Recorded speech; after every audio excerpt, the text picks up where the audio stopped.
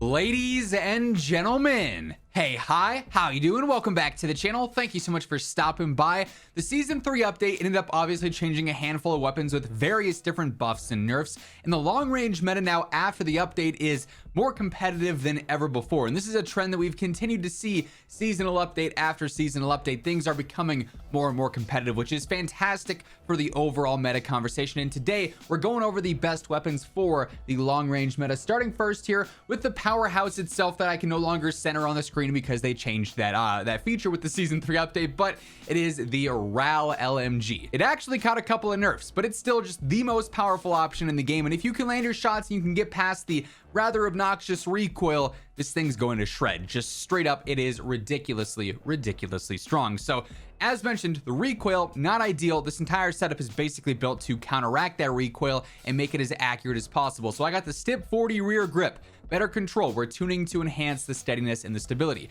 AMOV V4, my personal optic of choice. If you have one you like more, always go with what you are the most comfortable with. Furthest eye position and faster ADS on the tunes there.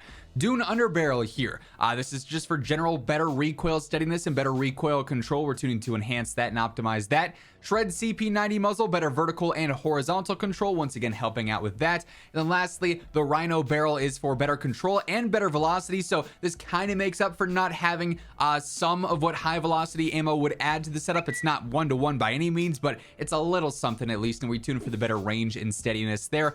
Overall, this setup really has not changed as of lately, and the RAAL is still an absolute beast for medium to long range gunfights. Another fantastic LMG option for the long range meta is the Sakin. This is kind of the polar opposite LMG of the RAAL, honestly. Not nearly as heavy hitting. Like, the damage here is nothing crazy, but it is so ridiculously easy to use that your realistic TTK between the RAAL with accuracy factored in and the Sakin with accuracy factored in is probably pretty close for most players, right? So it's curious how that kind of works out. Here it's going to be a very similar setup, quite frankly. Step 40 rear grip as well for the better control. We got the AMOV V4 on here as well for the eye position, faster ADS. Edge 47 underbarrel here, better stabilization, helping out in general with that. I go for the Sakin Shred 40 if you wanted to go for a suppressor, for instance.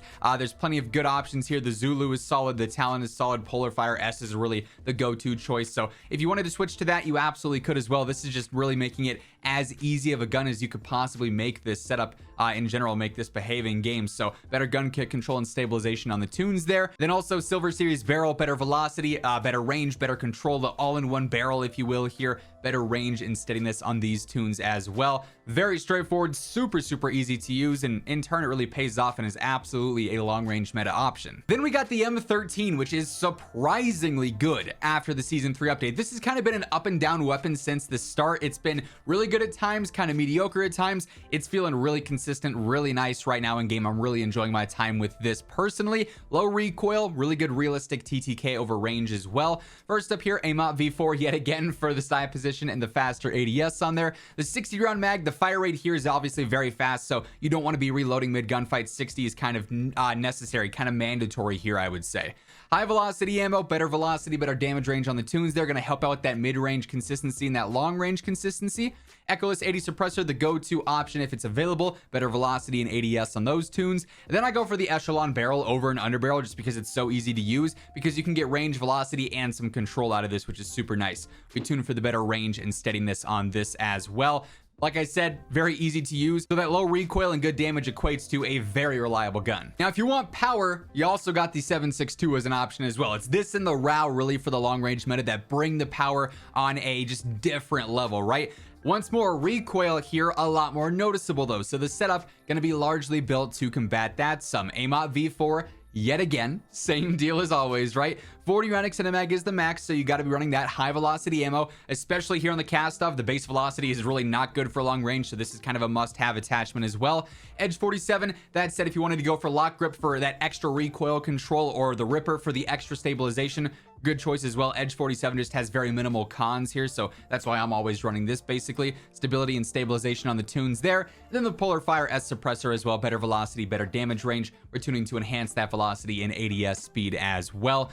Does take some getting used to with that recoil, but after you master that, the 7.62 still going to be hitting like a truck. Now, as we get into the remaining loadouts here today, quick reminder, if you guys are new to the channel, every single day I got you covered with the latest news, updates, loadouts, tips, quite literally everything going on in the world of COD. So if you want to stay up to date with that stuff, feel free to hit that subscribe button, turn on those post notifications. Also, if you guys enjoyed the video, if you find it helpful, let me know by dropping a like on it as well. Would be seriously appreciated. Next up, we got all the reliable, the M4. No surprises here, right? Minimal recoil, good damage, great TTK over the mid to long range. The M4 every year is going to be this exact sort of same style weapon where it just works, right? Setup here, pretty basic in the grand scheme of things. AMOB V4, copy and paste per usual. 45 round mag. If you wanted to jump up to 60 though, by all means, be my guest, feel free to do so. You're just going to be a little bit slower than with 45. High velocity ammo, better velocity and damage range on the tunes there. Echoless 80 suppressor, better velocity, better ADS speed on those tunes. And then I also recently have dropped the underbarrel for the high tower barrel. Better velocity, better range, better control. I really like how this feels, whether you're playing a Sheikah or Al Mazrah. It just works over the mid to long range, still very easy to use, and getting that extra velo and range is pretty nice on there too, right? So like I said, like it's just all reliable. There's nothing more I need to say about the M4. It just plays well. Now, of course, if we're talking long range, we got to factor in a sniper here. And as we previously discussed in some other videos, the Intervention, the Imperium here is the best long range sniper because of the stats that you can build it to have. It's nothing like Warzone 1 sniping, but this is the best option we've got currently. So obviously we have to go for the explosive round so that we can one shot. I tune in for the better velocity and damage range there. I go for the Nil Sound 90 just to gain some velocity back here. That's really what we're trying to get back out of this because obviously you lose so much having explosive on there. Fahrenheit 29-inch barrel going to be used for the same thing, just giving us that better velocity, basically tuning for some better range, which isn't going to do much in the grand scheme of things, but it's something. Then also the better strafe speed. The tunes on this barrel in particular aren't really going to do much for the gun. 7 milliwatt laser for the faster ADS. It's going to be painfully slow regardless. This at least kind of minimizes that punch to it.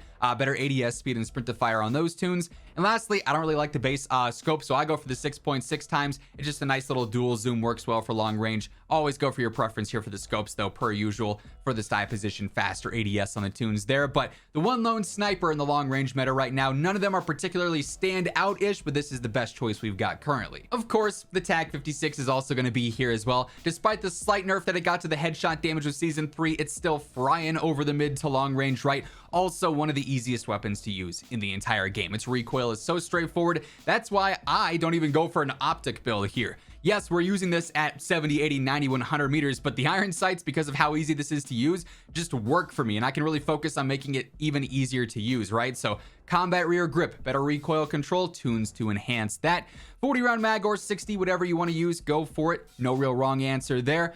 High velocity ammo, better velocity, better damage range on the tunes there. Edge 47 yet again, or a lock grip or a ripper if you wanted to as well. Whatever you want to, plug into your setup, go for it. Better stabilization and stability on that one. Then also Echoless 80 once more as well. Better velocity, better ADS on the tunes there. Scar 1 is backwards in the gunsmith for whatever reason, but hasn't changed too much lately. It's still a top tier option without a doubt. And right there with the TAC 56, we've also got the Hemlock. Both of them kind of caught similar nerfs with Season 3. The Hemlock still, just like the Scar, absolutely a go-to option, and arguably could be the #1 rifle, still up there with the TAC 56, up there with the M13, the M4, low recoil, still a really good realistic TTK as well. So we got AMOB V4 here once more for the style position, faster ADS, no surprises.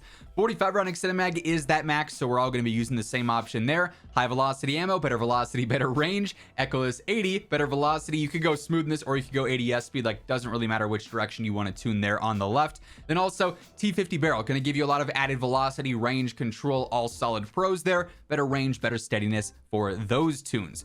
Still personally probably my favorite rifle at the moment just because it is so consistent and so good. And then lastly, we got to talk about the Cronen Squall. Saving the best for last in this case. This thing's just beefy. Whether you're using it in semi-auto or full auto, which is how I prefer to use it, the thing is gonna fry, right? It just brings the power. So initially here, whatever optic you want to use, go for it. I like the Cronen Mini Pro. Even for long range, the blue dot is super accurate. If you wanted aim up, if you wanted a 3.4, use whatever you're the most comfortable with. 50 round drum, because why not? The more ammo, the merrier. High velocity ammo, better velocity, better damage range.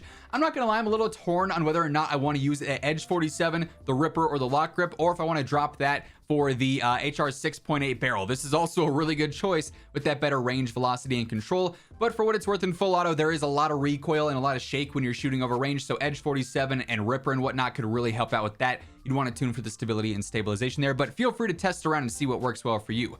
Then lastly, Polar Fire S. If you wanted to use a suppressor that's a little bit slower for the ADS, but also adds in some control, you could do that too, but better velocity and ADS on the tunes for that one. This thing is just so fun to use right now. Far and away, maybe the best long range and mid range meta option we have at the moment, just because it is so dang powerful. But that said, that's going to wrap things up for this one. If you guys enjoyed, let me know by dropping a like on the video. And if you guys are new here, feel free to hit that subscribe button, turn on those post notifications so you can always stay up to date with everything going on in COD. But once again, thank you so much for tuning in. And until next time, take it easy, have an awesome rest of your day, and I will catch you guys later.